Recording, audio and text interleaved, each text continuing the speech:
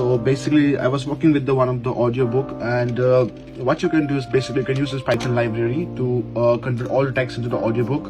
So this is all the algorithms. Then I'll give you some demo.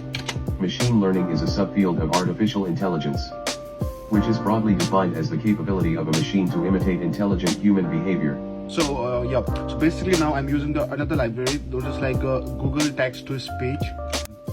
You just take an input and you throw out the output and you just play the Machine learning is a subfield of artificial intelligence. and just you play the audio.